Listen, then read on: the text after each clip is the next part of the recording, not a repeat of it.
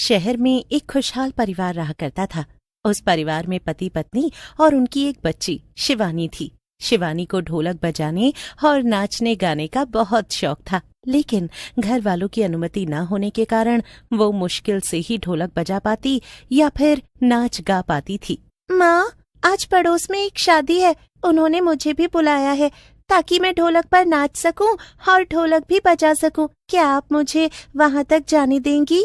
शिवानी की माँ को शिवानी के नाचने गाने से कोई शिकायत नहीं थी, लेकिन शिवानी के पिता इन सब चीजों को पसंद नहीं किया करते थे। ठीक है शिवानी, तुम जाओ, लेकिन समय पर घर वापस आ जाना। शिवानी अपनी पड़ोस में चली जाती है और वहाँ मस्ती करके समय पर घर भी आ जाती है। लेकिन उसके बाद शिवानी हर रोज उसी समय अपने घर से बाहर निकलने लगती है। क्या बात है, आजकल शिवानी बहुत बाहर जाने लगी है, तुम उस पर ध्यान नहीं देती? जी, मैं ध्यान देती हूँ। आज मैं उसको समझा दूंगी, फिर वो ऐसा कभी नहीं करेगी। शिवानी की माँ शिवानी को समझाती है। शिवानी, तुम्हें मैंने कितनी बार कहा है ना, अपने पापा के आने से पहले घर आ जाया करो, लेकिन तुम मेरी बात सुनती नहीं हो। अब तुम्हारे पापा ने तुम्हारा बाहर जाना ही बंद कर दिया है, अब तुम कहीं नहीं जा सकती। लेकिन माँ, मैं तो बस ढोलक बजाने जाती हूँ, मुझे ढोलक बजाना बहुत पसंद है। आप प्लीज पापा को बोलिए ना, वो मुझे जाने दे। अभी तुम्हें कुछ दिन नहीं जाना होगा शिवानी, क्योंकि तुम्हारे पापा अभी गुस्से में हैं। तुम अभी कुछ दिन घर पर ही रहो। लेकिन न जाने शिवानी के ऊपर कौन सा भूत सवार होता है। वो अगली सुबह उसी समय फिर से घर से निकल जाती है, लेकिन इस बार वो घर वापस ही नहीं आती है। इसके बाद उसके पापा खुद को बहुत शर्मिंदा महसूस करते हैं और शहर और वो घर छोड़कर हमेशा के लिए वहां से चले जाते हैं। लेकिन रात के 12 बजते ही पूरे इलाके में ढोलक बजने की आवाजें आती रहती हैं।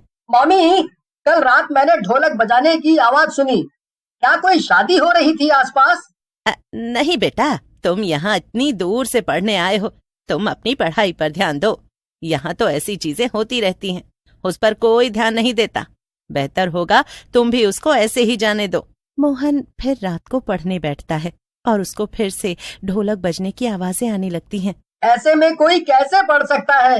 ना जाने कौन पागल है जिसको रात को ढोलक बजाने की आदत हो गई है। मोहन इतना बोलकर सोने की कोशिश करता है, लेकिन सो नहीं पाता है। वो सोचता है कि अगली सुबह मामी से तो पूछ कर ही रहूंगा कि आखिर ये कौन है जो रात के 12 बजे के बाद ढोल बजाने लगता है।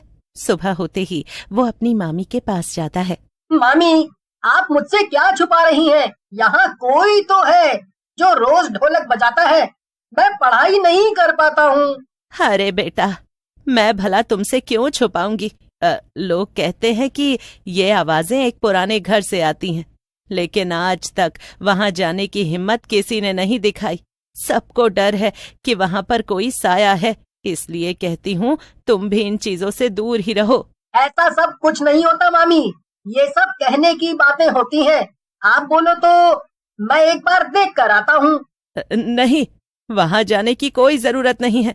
तुम बच्चे दूसरे कमरे में जाकर पढ़ लेना। लेकिन अब मोहन के मन में इच्छा जाग चुकी होती है कि आखिर उस घर में ऐसा है क्या, और वहां सिर्फ रात के 12 बजे उसके बाद ही लोग क्यों ढोलक बजाते हैं। मोहन सोच लेता है कि वो जाकर इस बारे में पता लगाएगा। वो इस रहस्य के बारे में जानने के लिए रात के अंधेरे में उस पुराने घर की ओर बढ़ जाता है। आज की रात कितनी सुंदर है, ये आधा चांद और ये हल्का हल्का अंधेरा कितना अच्छा लग रहा है। तभी 12 बज जाते हैं और फिर से ढोलक की आवाज तेज हो जाती है। एक लाठी लेकर चलता हूँ, रात के समय तो गर्मी भी नहीं लग रही है। मोहन अपनी लाठी पकड़े हुए धीरे धीरे उस पुराने घर की तरफ बढ़ने लगता है। तभी अचानक उसको और ठंड लगने लग जाती है और हवा बहुत तेज चलने लगती है, जैसे कोई उसको बुला रहा हो। वो जैसे तैसे उस पुराने घर के पास पहुंचता है तो देखता है कि दरवाजे सब बंद हैं, लेकिन ढोलक लगातार बजे। वो दरवाजा खटखटाता है, लेकिन जब कोई आवाज अंदर से नहीं आती। क्या मुझे कोई बताएगा यहाँ हो क्या रहा है? किसको ढोलक बजाना इतना पसंद है? तो वो घर के अंदर चला जाता है। अंधेरे में उसकी आंखें मुश्किल से ही कुछ देख पाती हैं। उसके कदमों की आवाज घर में गूंज रही होती है। तभी उसको एक कमरा नजर आता है जिस कमरे से वो ढोलक की आवाज आ रही थी। वो उस कमरे को खोलता है और उसके अंदर चला जाता है। कोई है क्या? मुझे कुछ तो दिखाई दे रहे हैं। क्या तुम वही हो जो ढोलक बजाते हो? तभी एक अनजान औरत उसकी तरफ आती है जिसके गले में एक ढोलक होती है और वो उसको बजा रही होती है। औरत धीरे से अपना चेहरा घुमाती है। मोहन उसके चेहरे को देखकर डर जाता है। वो सच में एक चुड़ैल थी जिसका चेहरा बहुत डरावना और उस पर उसकी मुस्कान और भी डरावनी नजर आ रही थी। चुड़ैल उससे पूछती है, तुम यहाँ क्यों आए हो? यहाँ आकर तुम्हें क्या मिला? मैं सिर्फ तुम्हारी ढोलक की आवाज के बारे में जानने आया था। मुझे पता करना था कि ढोलक कौन बजाता है। तुमने जो कहा है वही सच है। मैं चुड़ैल ही तो हूँ और मैं वही हूँ जो रात को ढोलक बजाते हुए तुम्हें सुनाई देती हूँ।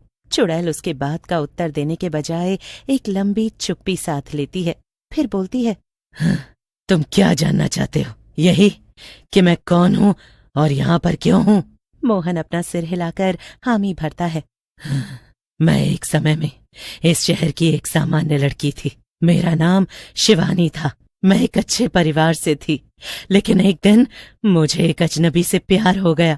वो एक जादूगर था जो शहर के बाहर एक छोटे से घर में रहता था। मैं उसे बहुत चाहती थी। मैं ढोलक बजाने के नाम पर रोज उससे मिलने जाती थी, लेकिन वो मुझे धोखा दे रहा था और मैं अपने माता पिता को। फिर क्या हुआ? फिर मैं उसके साथ ही चली गई और उसके बाद पता चला कि मेरे माँ बाप ने ये शहर छोड़ दिया क्योंकि वो जादूगर मुझे अपनी जादू की दुनिया में खींचने की कोशिश कर रहा था। जब मुझे इसका पता चला तो मैंने उसे छोड़ दिया और अपने घर आ गई, लेकिन वो बहुत बुरी तरह गुस्से में था। उसने मेरी जिंदगी को नरक बना दिया। चुड़ैल की आंखों में आंसू थे। वो जादूगर मुझे चुड़ैल बना देना चाहता था। एक रात उसने मेरी आत्मा को काला जादू करके इस घर में बंद कर दिया। अब मैं रात के अंधेरे में अपनी ढोलक बजाती हूँ क्योंकि ये मेरी किस्मत का हिस्सा बन चुका है।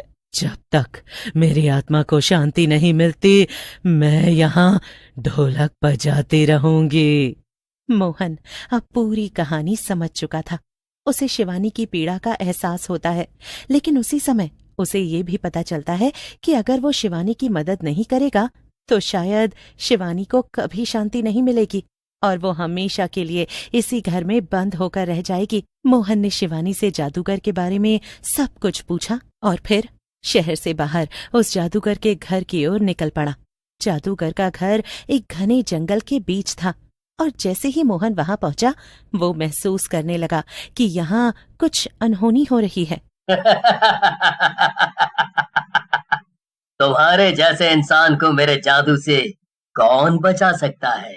लेकिन मोहन ने उसके तंत्र मंत्र से बचते हुए एक पुरानी विद्या का उपयोग किया जो उसने अपनी दादी से सुनी थी। ये विद्या जादूगर के काले जादू को तोड़ने में सक्षम थी। कुछ समय बाद जादूगर की ताकत समाप्त हो गई और वो हार गया। वो बहुत खुश होकर शिवानी के घर पहुंचता है तो वो देखता है कि अब वहां किसी तरह का कोई शोर नहीं है और शिवानी बेहद खुश और शांत नजर आ रही है। मैं तुम्हारा ये एहसान कभी नहीं भूलूंगी। तुमने न सिर्फ मुझे मुक्ति दिलवाई है बल्कि मेरे पाप को भी कम कर दिया। अब मैं यहाँ से शांति से जा सकती हूँ।